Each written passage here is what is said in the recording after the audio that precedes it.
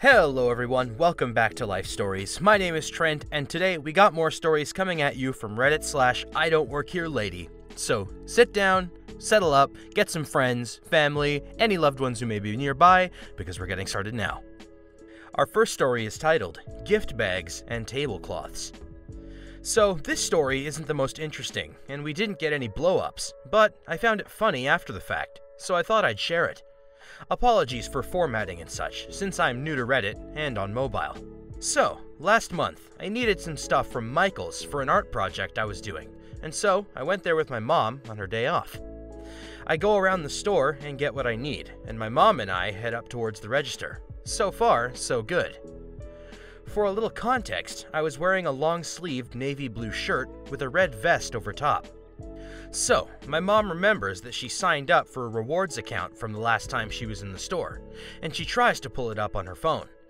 It was taking her a while, so I wandered over to the rack of charms and such, and was debating whether or not to get some and make myself a bracelet when a random woman walked up to me. The conversation went about like this. "Do they have tablecloths?" I respond, "I have no idea." "Well, where are the gift bags?" "Last time I saw them, they were over there." I point to the other side of the store. "Okay." She then walked away in the direction I pointed her. I went back to debating between potion bottle and dragon charms for my bracelet, before finally deciding on the dragon ones.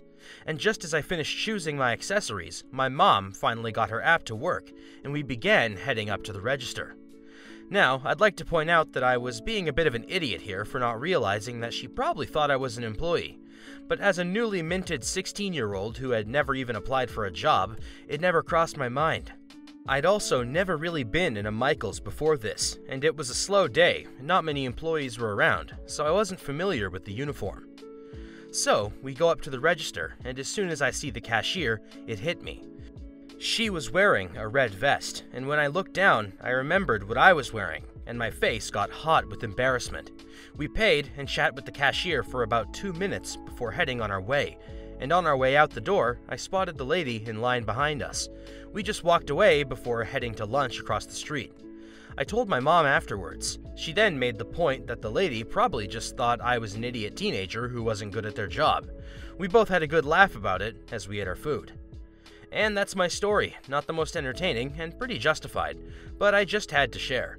No clue why that lady was looking for gift bags and tablecloths in a craft store when there's a Walmart in the same parking lot, but to each their own.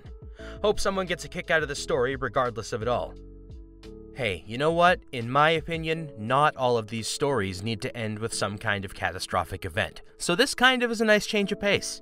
On a more serious note, Michael's is a breeding ground for Karens. Stay away. Stay far away.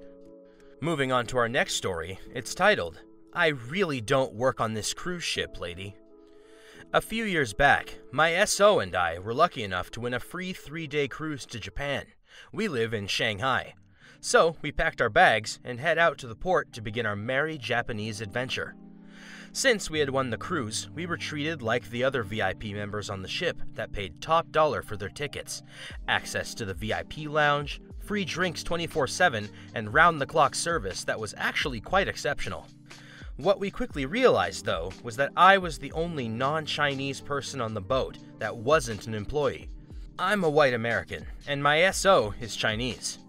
The first situation to arise from this factor was that other actual employees thought I was the new guy on board who just got on in Shanghai.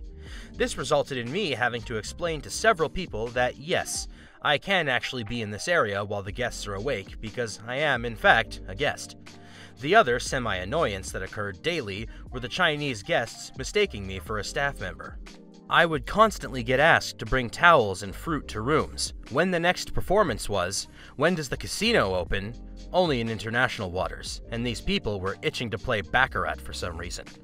The hours of the duty-free store, do you have child-sitting services, does the pharmacy have Chinese traditional medicine or only Western medicine, and anything else you could possibly think of. I've been an expat for many years, and speak Mandarin. So, in the beginning, I would politely explain to them that I was on vacation too, and if you look just over there, there's an actual employee that can assist you. 95% of people would accept that fact and go find an actual employee. About 5% would argue with me that I must be because I am Laowai, which is foreigner in Mandarin, and this cruise was Chinese only. They were obviously lovely people. I just figured, screw it. I'll play along and have some fun and practice my Mandarin too. It began with a woman asking me to bring towels to a specific room. I said, "Yes, ma'am," right away, then strolled over to the bar and began at-sea day drinking, which, if you weren't aware, is mandatory on a cruise. Next few people asked for towels and fruit, and I assured them that I would make it my personal mission to see to the timely delivery of their request. Eventually, it devolved into me giving fake directions for how to get to certain stores and restaurants, taking drink orders, being asked some fairly interesting questions about the function of the ship by a kind older man who gave me a cigarette. He was interested in how the ballast worked on a ship that size. He was cool. And just general complaining about the service and how they couldn't smoke inside, except for the casino. The ship was pretty massive, so I never had to worry about running into these people again, and continued to have my fun. When I told my SO about my dastardly ways, she had a good laugh and even encouraged me to continue. She actually suggested I use my Beijing accent that she had taught me, she's a Beijinger, to add further confusion to the situation, as it is quite rare for a non-native to a region to have a specific passable dialect, which I absolutely did. Anyway, this went on for an entire 3 days, including and during our trips to inland Japan, as several of the people on our bus had rightly assumed I was a Chinese-speaking employee accompanying them as a tour guide. At a little town called Sakai Minato, I pulled facts straight out of my butt and was lauded for my immense knowledge of both Chinese and Japanese culture. I was one of the good Laowai. And that's the story of how I got a job on a cruise ship. Hey, I mean, with all these misunderstanding stories, if you can have fun with it, and maybe if you have access to alcohol, why the heck not? Reminder to drink responsibly. Moving on, our next story is titled, "So, my money ain't good enough?" Well, I mean, yes, but I really am not the manager here. I was at an Applebee's last year, with almost my entire extended family, and even some family friends. Needless to say, it was crazy. The occasion was a post-party meal being held after my little cousin's birthday. His birthday wasn't actually the Applebee's trip itself. That came after his birthday at a zoo. A 20-plus person party walking around a zoo. Sounds fun, I know.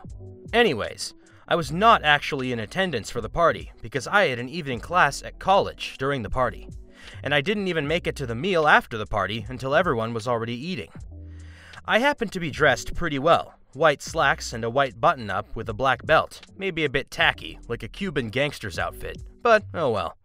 I was dressed up for the class actually, because we happened to be presenting our projects for computational physics that day. The disparity in my manner of dress and my family's manners of dress that day, having all been dressed up to spend the day in the hot sun at the zoo, is really the important detail here.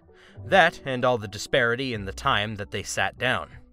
When I arrived, I visited all 3 of the tables that my family had at the restaurant and said hello to everyone.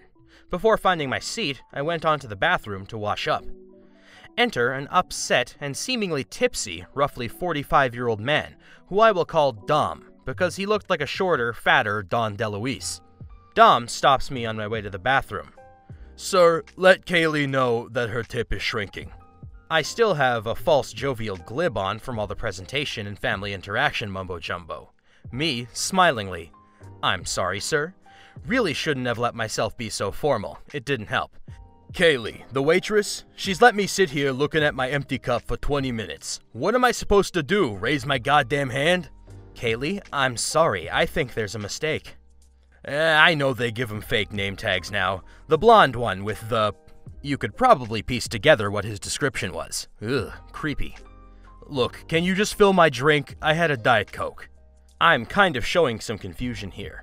"Hey, man, I'm not actually..."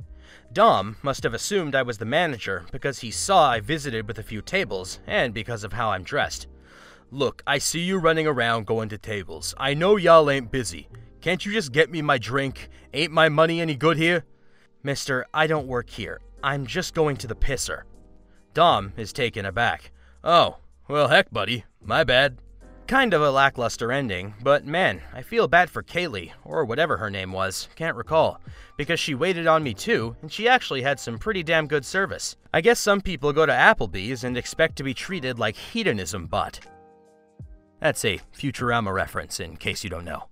And with that awkward explanation of a reference that some people probably aren't going to get out of the way, that's all the time we have for today, ladies and gentlemen. I want to thank you once again so much for tuning into Life Stories. I hope you're all doing safe out there, and don't forget to like, comment, and subscribe for all the content we got coming your way. My name is Trent, and I hope to see you guys soon.